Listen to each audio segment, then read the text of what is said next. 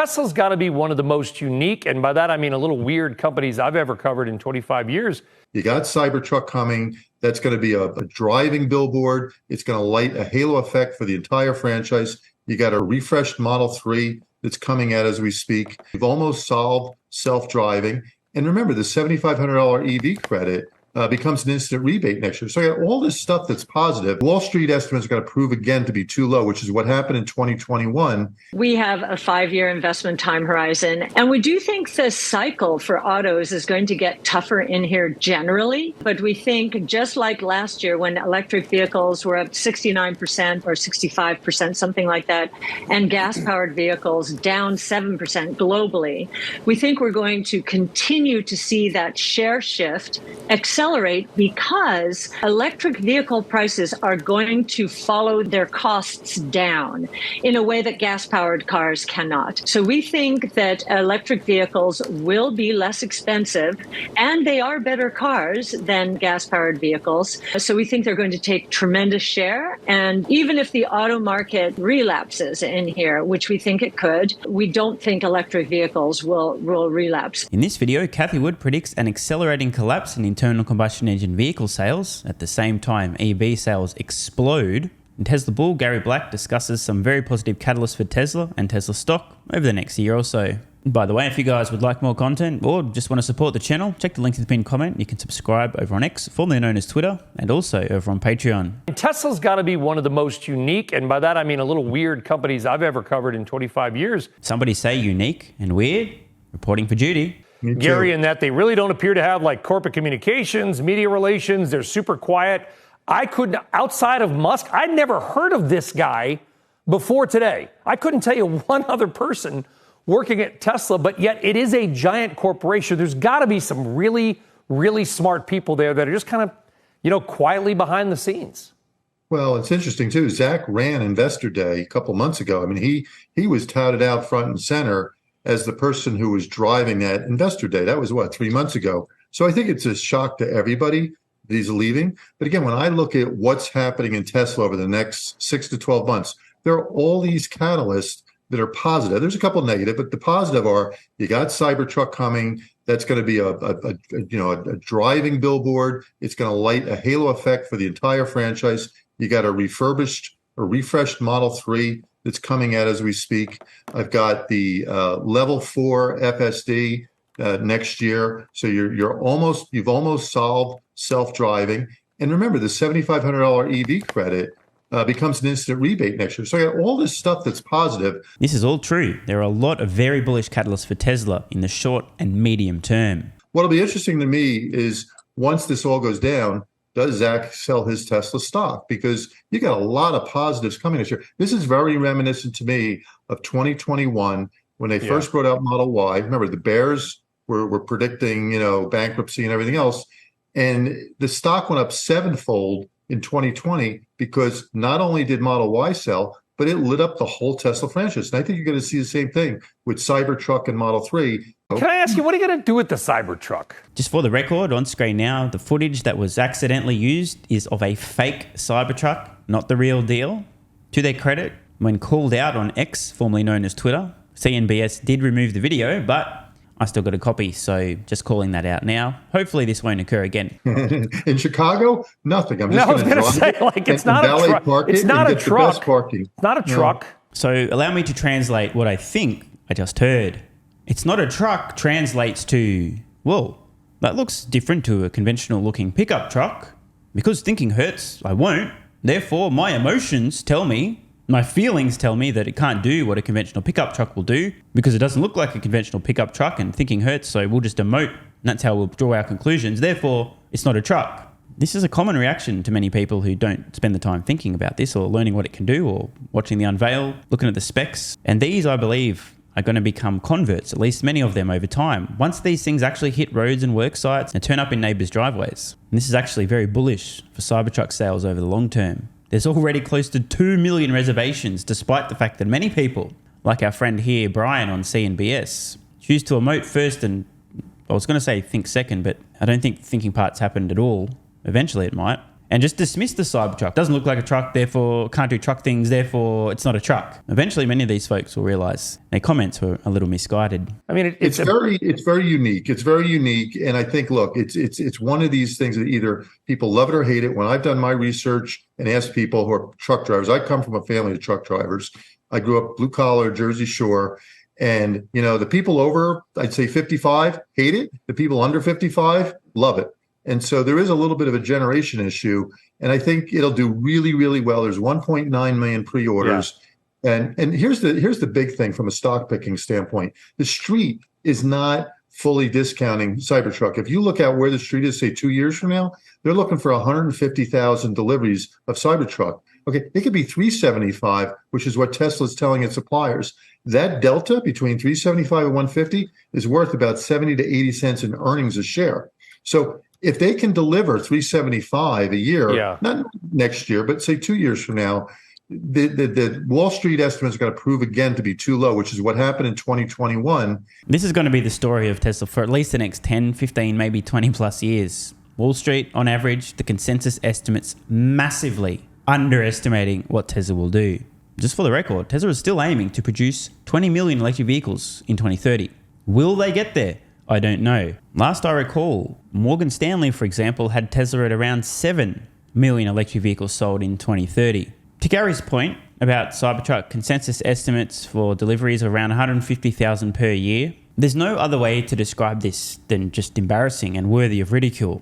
We already know Tesla has close to 2 million reservations for Cybertruck. If Tesla were to ramp Cybertruck production to just 150,000 units per year and remain at a steady state, it will take them well over a decade just to get through the existing reservation backlog. It's difficult to understand what planet the folks on Wall Street inhabit, but it's definitely not this one. And you're going to see the whole franchise, the whole Tesla franchise explode upward because the Cybertruck will attract people to the Tesla website.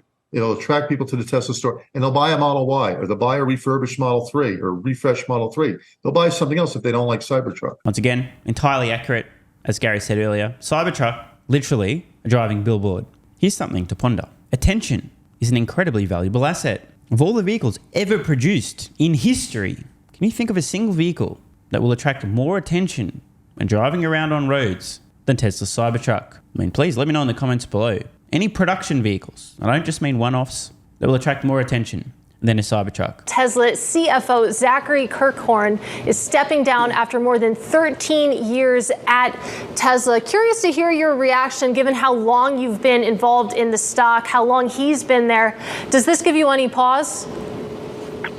Well, we loved Zach and love Zach and think he will do very well wherever he goes. I know there are rumors out that there are some CEO positions out there which he might like to take. So we will miss him, but his successor has been with Tesla right underneath him since 2018. So he was put through the fires. Remember, in 2018-19, many analysts were saying that Tesla was going bankrupt. And so he's been there, he's gone through the fire, and, it's a tough job. It's a tough job. So I guess 13 years was a really good run for Zach, and can't say enough good things about him and what he did for Tesla. I think he trained his successor well. I'm not sure if Zach Kirkhorn will be in too much of a rush to start a new role anywhere else. After all, 13 years in an extremely intense work environment, he's probably going to need some R&R, but on top of that, this from the Bloomberg terminal, Tesla's master of coin, Kirkhorn, exits with $590 million fortune. The vast majority of this fortune accumulated via Tesla stock options. Aside from a batch of options, which have a net value of about $550 million, Kirkhorn's compensation was comparatively modest. $300,000 in base salary in 2022, and $31,099 in previously accrued paid time off that was applied toward the purchase of a Tesla, according to the company's most recent proxy filing. It's not clear what Kirkhorn will do next. The Harvard and University of Pennsylvania educated engineer, interesting by the way, you'll find many previous engineers being promoted rapidly up the ranks within Tesla, who's in his late 30s, has worked for Musk at Tesla since 2010, same year as Tesla's IPO, and was regarded by analysts as a calm and measured counterpoint to his bombastic boss on earnings calls. Prior to joining the auto company, he worked as an analyst at McKinsey & Co. and interned at Microsoft. As for Zach's successor, Previously spent 16 years and 9 months at PwC,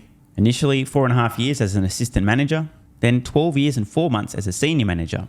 Then moved on to Solar City. And check how quickly this guy rose up the ranks. Starts as a vice president in accounting operations, spends 6 months in that role before being promoted to vice president and corporate controller, spending 7 months in that role. Next minute, Tesla acquires Solar City. And again, check out this rapid progression within Tesla. Assistant corporate controller, 1 year, 4 months. Then corporate controller for 11 months. Less than a year in this role, promoted to chief accounting officer, 4 years and 6 months. And now, bam, CFO/master of coin. I'm sure Tesla's finances are in great hands. That's great to hear. Do you expect Tesla to build 2 million vehicles this year? I think it's incredible how they've grown production, and it looks like they can do that. What are your expectations for their growth from here on out? Well, as you know, we have a 5-year investment time horizon, and we do think the cycle for autos is going to get tougher in here generally. But we think just like last year when electric vehicles were up 69% or 65%, something like that, and gas-powered vehicles down 7% globally, we think we're going to continue to see that share shift accelerate because electric vehicle prices are going to follow their costs down in a way that gas-powered cars cannot. She's right. This is very important, and people are not getting it.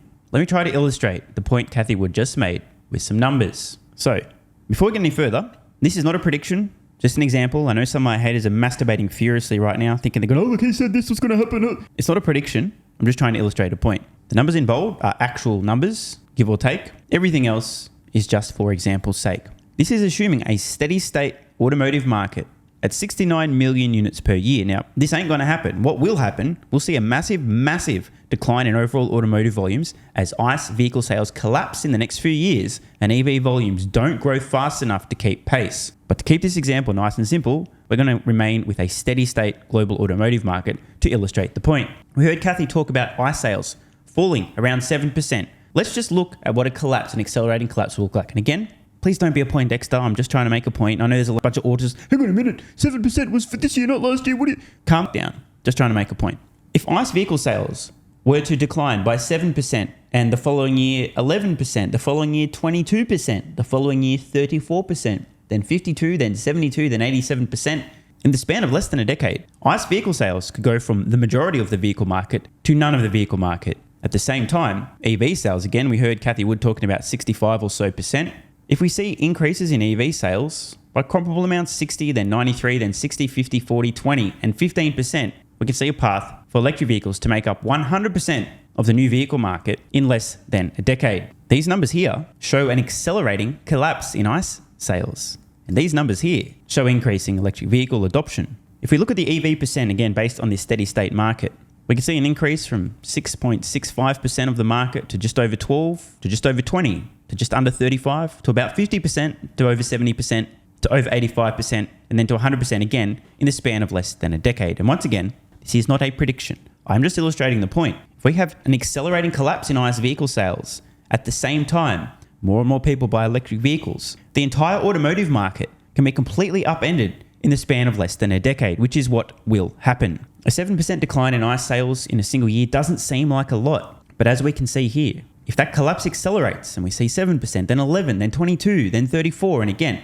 this is likely to happen. Not these exact numbers, but something approximating this scenario. We can see ICE sales grow from around 60 million units per year to 0 units per year, again, in the span of less than a decade. And as Cathie points out, the driving force here is going to be economics. Electric vehicles are riding declining cost curves. ICE vehicles are not, because they're a mature technology. They're already being built at scale. Give or take upwards of 80 million units in a single year.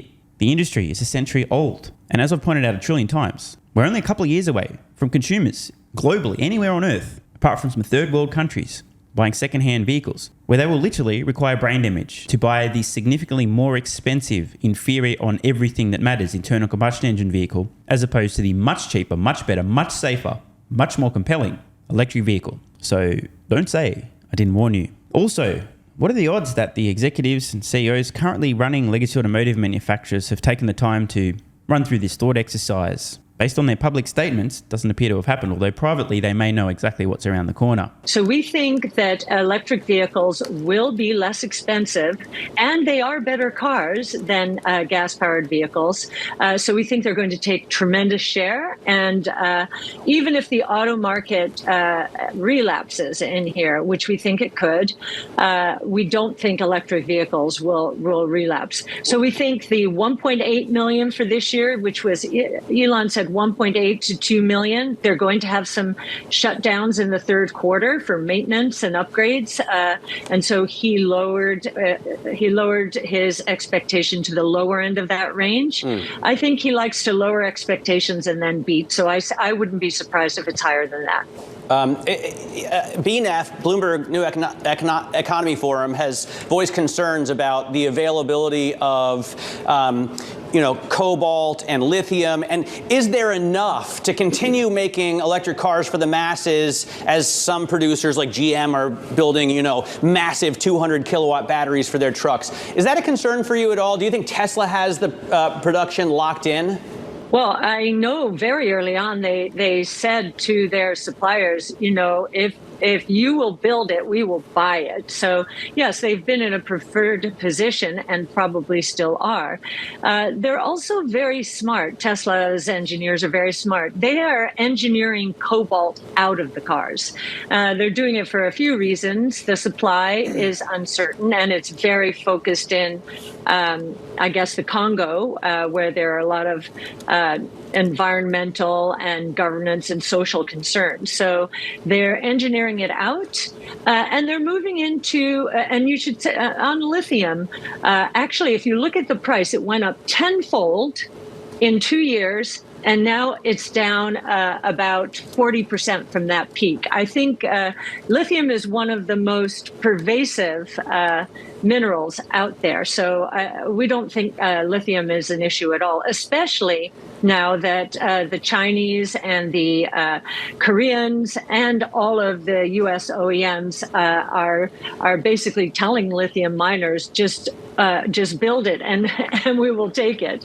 And don't forget, Tesla themselves are now currently constructing a lithium refinery in Corpus Christi in the US, taking matters into their own hands after everyone ignored their request. Say, guys, we need more lithium. Hello, anyone? License to print money? For fuck's sake, all right, we'll have to do that ourselves as well. Story of Tesla's life. No one listens. They just have to continue taking matters into their own hands. And then the other interesting thing is, again, this is Tesla leading the charge, so to speak, in this category. Lithium iron phosphate. So taking out the nickel and other metals that may end up in short supply, especially if we get into very strong cycles. And the lithium iron phosphate is a much lower priced, or will lead to a much lower priced car as well. Once again, this is accurate and important, per our earlier example with the spreadsheet there. What happens when electric vehicles, which remember, are now at cost parity, at least in the United States? You can buy a Tesla Model Y for less than the average new vehicle in the United States now. What happens when the price of these vehicles is much lower, not a little lower, much lower? I might even go as far as to ask the question, what happens when you can buy a compelling electric vehicle comparable to today's Model 3 or Model Y for about half the price as today's Model 3 or Model Y? Because remember, Tesla Investor Day 2023, they unveiled plans, a new manufacturing system, removing rare earth materials from the electric motors and so on to literally halve the cost of producing a compelling electric vehicle. And the Gigafactory in Mexico, early work's happening now. That's where those vehicles will first be built. A couple of years from now, they're going to be rolling off production lines. What happens to sales of internal combustion engine vehicles a few years from now? Internal combustion engine vehicles whose prices don't change at all between now and then, while electric vehicles become significantly cheaper. That's a question that we've already answered. Please refer to the earlier spreadsheet example. We only have a few seconds left, so I'll just ask a short question. Elon Musk and Zuckerberg may have a cage match fight. Do you take a side in that fight? Do you think Musk is up to the task?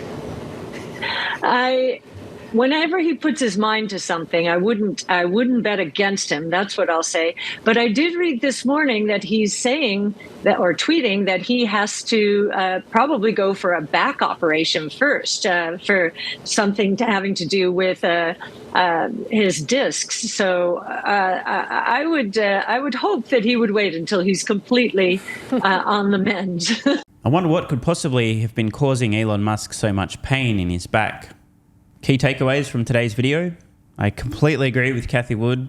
Internal combustion engine vehicle sales are currently in free fall, and that collapse will accelerate. People aren't quite recognizing this yet, but believe me, give it 24 months max, it will become evident even to the biggest potatoes on the planet.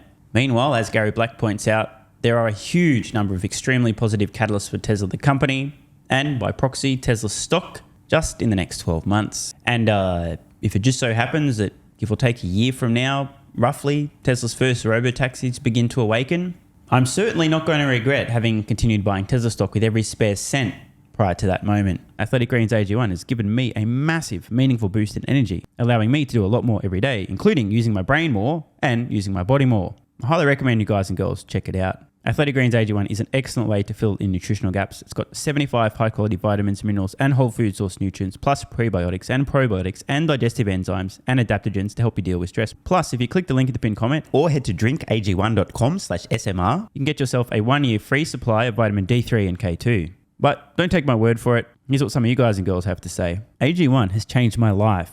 I was, as you described, treating myself like a circus, ate like trash, rarely exercised, used alcohol as a stress crutch, cannabis also. AG1 is what gave me the kick in the ass, got me back to the gym, motivated me to do more for myself, family, my business, etc. Keep doing what you do. Now, I know there's some skeptics, the same kind of people who think Elon Musk is a fraud, reading this going, what do you thought? There's no way that's possible, bro. It must be a placebo effect. Believe it or not, this is a recurring theme. If you give your body everything it needs to feel and perform its best, including having a lot more energy, you'll need ways to use that energy. For me personally, that includes more exercise, moving my body more social activity, and more cognitively demanding tasks, including producing a ton of exclusive content over on Twitter and on Patreon, plus my daily YouTube uploads. The proof's in the pudding. On to another testimonial from a viewer of this channel. SMR, you asked me to provide feedback on AG1. Here it is. It has helped with mental acuity, stamina, and intestinal waste management. Can't read between the lines. It certainly helps with regularity and digestion. That's what the digestive enzymes are for. It has also dramatically reduced my cravings for sugar. You guys need to stop eating sugar. It's fucking poison. I'm 50, 5'9", and overweight, aka a fat motherfucker. I think that's a technical term for overweight, isn't it? Is it fat motherfucker or obese? I can't remember. I average 100 hours a week in the West Texas oil fields as a safety supervisor. Jesus Christ, dude. No wonder you're struggling to keep your weight under control. 100 hours a week. Brutal. It has helped me lose weight. It is not an appetite suppressant. It can help fat people suppress cravings, and motivation to be healthier is critical for changing your diet. Love you, brother. Again, this is a great point and something people really don't seem to grasp. If you have more energy, everything becomes easier. It's like turning on easy mode for life. A few years ago, before I was taking AG1, my health was trash. I was struggling to get through the day, had afternoon fatigue. The last thing I wanted to do was either use my brain or move my body. Didn't have the energy. Now, my biggest struggle every day is figuring out ways to use that energy. I'm exercising way more, doing a lot more with my friends and family, and of course, my work output has increased substantially. And you can fact check me. Check out the average length of my videos I was posting to YouTube 3 years ago. Need I say more? And one final testimonial. Love this one. Okay, here's the deal for me with this AG1 shit. I'm 41 years old and not the type to eat, drink, smoke, or sleep healthy, so I was skeptical. That being said, here's what I experienced. Day 1, meh. Day 2, afternoon fatigue was about 45 minutes late. Day 3, 0 afternoon fatigue. Day 4, 0 afternoon fatigue plus extra energy. Day 5, again, 0 afternoon fatigue plus energy. Wondering, what the fuck, really? See, this is the thing, right? The results for many people are just almost too good to be true. This is the same experience I had. My afternoon fatigue just vanished out of nowhere. I'm like, wait, what the fuck? Why am I not tired in the afternoons anymore? Surely, it's not that AG1, is it? Turns out it was. Day 6 and 7, same thing. Day 8, same thing. Plus, I had the want to get things done around the house that I normally would slack off and not get done. Again, the point, extra energy, you'll need to use it, you'll find ways to use it. Day 9, 10, and 11, and today is day 12. I fucking love it. So however you managed to get me to buy it, I'm so glad you did. Thank you so much, SMR. It really changed me so far. Guys, this shit really works. Just try it. By the way, this is the reason I continue to relentlessly promote AG1. A lot of people get real fucking mad in the comments. Oh my God, Snake Oil Salmon's sold out. Oh my God, he's a scammer. This is fraud. But constantly, I'm pretty sure everyone making these comments is also currently short Tesla stock. I'm not particularly concerned about people having a negative perception, those folks suffering from small brain syndrome, still living in my bum's basement syndrome, etc., writing mean comments, claiming AG1's a scam or it doesn't work. I mean, bro, when I get feedback like this is what keeps me going. And remember, there is a 90-day money-back guarantee. There's nothing to lose here. Just try this stuff for a month. And if you don't get these results, get your money back. See, it's a literal no-brainer. It's an IQ test at this point in time. Testimonial after testimonial after testimonial like this. Get your money back if it doesn't work. Just try it for a month. And if it doesn't work, get your money back. Today's the day. It's finally time. Be like this guy who was a massive skeptic, but finally, after 1,000 promotions in a row, caved in, tried AG1, and has results like this. Head to drinkag1.com/SMR or click the link at the pinned comment, and please let me know how you're feeling in a few weeks' time. Now, if you'll excuse me, time to put my extra energy to good use. I'll be recording some more exclusive content for Patreon and my Twitter subscribers. So click the links at the pinned comment. See you over on Twitter and or Patreon, and don't forget to grab your AG1. Love ya.